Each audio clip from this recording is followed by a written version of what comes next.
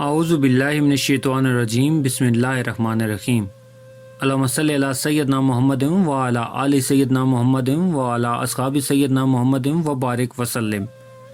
لاکھوں کروڑوں درود پاک خاتم النبیین حضرت محمد مصطفیٰ صلی اللہ علیہ وآلہ وسلم پہ۔ گنبد خضرا کے چاہنے والوں کو وقاص احمد کی طرف سے السلام علیکم۔ اورنگزیب عالمگیر کے دربار میں ایک بہروپیہ آیا اور اس نے کہا، باوجود اس کے کہ آپ رنگ و رامش گانے بجانے کو برا سمجھتے ہیں شہنشاہ معظم، لیکن میں ایک فنکار ہوں اور ایک فنکار کی حیثیت سے آپ کی خدمت میں حاضر ہوا ہوں۔ میرا نام کندن بہروپیہ ہے۔ میں ایسے بہروپ بدل سکتا ہوں کہ شہنشاہ معظم بھی مجھے نہیں پہچان سکتے۔ میں ان کو بھی دھوکہ اور غچہ دے کر بڑی کامیابی سے نکل جاتا ہوں۔ اورنگزیب عالمگیر نے کہا، یہ بات تو توزیع اوقات ہے، میں تو شکار کو بھی کار بیکار سمجھتا ہوں۔ یہ تم جو چیز میرے پاس لائے ہو اس کو میں کوئی اہمیت نہیں دیتا۔ اس نے کہا، نہیں صاحب، ہاتھ کنگن کو آرسی کیا، آپ اتنے بڑے شہنشاہ ہیں اور دانش میں اپنا جواب نہیں رکھتے۔ میں بھیس بدلوں گا، آپ پہچان کے دکھائیے گا۔ تو انہوں نے کہا، منظور ہے۔ بہروپیہ کہنے لگا، حضور آپ وقت کے شہنشاہ ہیں، اگر آپ نے مجھے پہچان لیا تو میں آپ کا دیندار ہوں، لیکن اگر آپ مجھے نہ پہچان سکے اور میں نے ایسا بھیس بدلا تو آپ سے 500 روپیہ لوں گا۔ ظاہر ہے اس وقت 500 روپے بہت زیادہ تھے۔ شہنشاہ نے کہا، ٹھیک ہے، 500 میرے لیے کچھ نہیں، منظور ہے، جاؤ۔ تو وہ شرط طے کر کے چلا گیا اور پھر سوچنے لگا کہ میں شیخی تو اتنی بڑی مار آیا ہوں، اب ایسا کون سا روپ بدلوں کہ بادشاہ کو پتہ نہ چلے۔ پھرتا پھراتا تحقیق و تفتیش کرتا رہا۔ لوگوں سے پتہ چلا کہ اورنگزیب عالمگیر ساؤتھ انڈیا میں مراٹھوں پہ حملہ کرتا چلا آ رہا ہے، لیکن ہر بار اسے شکست کا سامنا کرنا پڑا ہے۔ اسے پتہ چلا کہ یہ سال چھوڑ کے اگلے سال وہ پھر ان پہ حملہ کرے گا۔ کندن بہروپیہ نے کہا، ٹھیک ہے۔ چنانچہ اس نے اپنا سفر باندھا اور اس مقام پہ پہنچ گیا جہاں مراٹھوں کی سلطنت تھی۔ وہاں جا کے اس نے ایک بزرگ کا روپ دھار لیا، داڑھی بڑھا لی، سبز کپڑے پہن لیے، بڑے بڑے من کے گلے میں ڈال لیے اور اللہ کی یاد میں ایسا گم ہوا کہ بڑی دیر تک بہت دور تک لوگوں کو اپنے سحر میں مبتلا کرتا رہا۔ ارد گرد کے لوگ جو تھے بابا پیر کی محبت میں گرفتار ہو گئے۔ لوگ آنے لگے اور طرح طرح کے چڑھاوے چڑھانے لگے، جیسے کہ ہمارے یہاں کا رواج ہے۔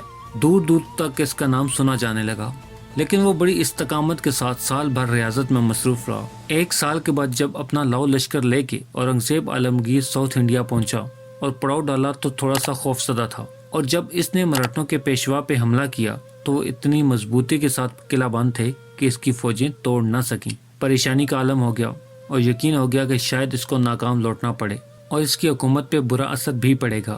تو لوگوں نے کہا، یہاں ایک اللہ کے درویش ولی رہتے ہیں، اگر آپ ان کی خدمت میں حاضر ہو کے اپنا معاملہ ان سے ڈسکس کریں اور پھر وہ آپ کے حق میں دعا کریں تو انشاءاللہ آپ کو فتح نصیب ہوگی۔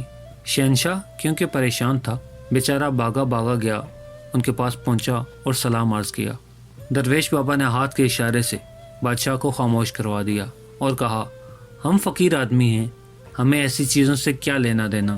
شہنشاہ نے کہا، نہیں، عالم اسلام پہ بڑا مشکل وقت آن پڑا ہے، آپ ہماری مدد فرمائیں، میں کل اس قلعے پہ حملہ آور ہونا چاہتا ہوں۔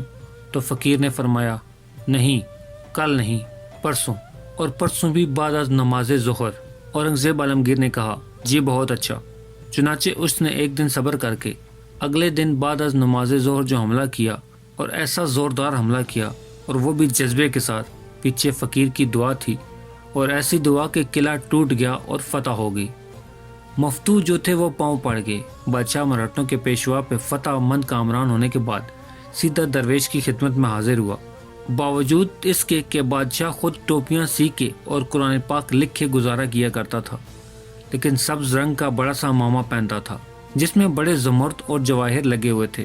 اس نے جا کے امامہ اتارا اور کھڑا ہو گیا، دست بدستہ کہ حضور یہ سب کچھ آپ کی دعا کی بدولت ہوا ہے۔ فقیر نے کہا، نہیں، جو کچھ کیا ہے اللہ نے کیا ہے۔ بادشاہ معظم نے کہا کہ میں آپ کی خدمت میں کچھ پیش کرنا چاہتا ہوں۔ درویش نے کہا، نہیں، ہم فقیر لوگ ہیں۔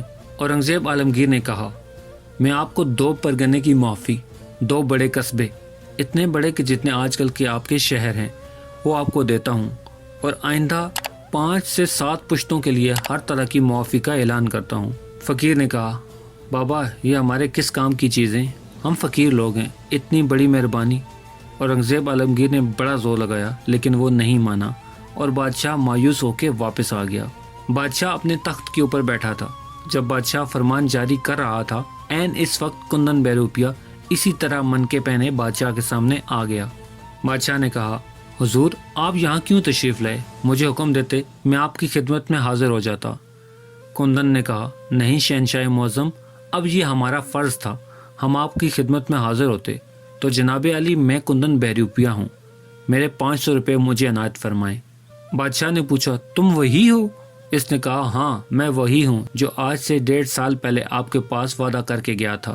اورنگزیب عالمگیر نے کہا، مجھے 500 روپے دینے میں کوئی اعتراض نہیں، میں آپ سے یہ پوچھنا چاہتا ہوں، جب میں نے آپ کو 2 پرگنے اور 2 قصبے کی معافی دی، جب آپ کے نام اتنی زیادہ زمین کر دی اور آپ کی 7 پشتوں کو رعایت دے دی، اس میری مملکت میں جہاں چاہیں جس طرح چاہیں رہیں، آپ نے اس وقت انکار کیوں کیا؟ یہ 500 روپے تو کچھ بھی نہیں۔ اس وقت کندن بہروپیہ نے بہت خوبصورت الفاظ کہے۔ اس نے کہا، حضور بات یہ ہے کہ جن کا روپ دھارا تھا ان کی عزت مقصود تھی، وہ سچے لوگ ہیں، ہم جھوٹے۔ میں یہ نہیں کر سکتا کہ روپ سچوں کا دھاروں اور پھر بے ایمانی کروں۔ پیارے دوستو، آج میں آپ اس دنیا کی لالچ میں جھوٹ بھی بولتے ہیں، لوگوں کو دھوکے بھی دیتے ہیں اور اپنے کیے پہ شرمندہ تک نہیں ہوتے۔ آئیے ہم مل کے اپنی زندگی سے اس جھوٹ جیسی وبا کو ختم کر دیں جو دوسرے تمام گناہوں کی جڑ ہے۔ آئیے سچ بولیں اور سچ کا ساتھ دیں تاکہ کل اللہ کے حضور ہم سرخرو کھڑے ہوں۔ پیارے دوستو، امید کرتا ہوں آپ کو میری ویڈیو پسند آئی ہوگی تو اسے لائک کر دیں اور مزید اس طرح کی خوبصورت ویڈیو کو دیکھنے کے لیے میرے چینل کو سبسکرائب کرنا ہرگز مت بھولیں۔ بیل کے بٹن کو بھی دبا دیں تاکہ آپ کو نئے آنے والی ویڈیوز کا نوٹیفیکیشن مل سکے۔ ملتے ہیں ایک نئی ویڈیو کے ساتھ، تب تک کے لیے اپنا خیال رکھیے گا۔ اللہ رب العزت آپ کو آسانیاں دے اور آسانیاں بانٹنے کا شرف عطا فرمائے۔ اللہ حافظ۔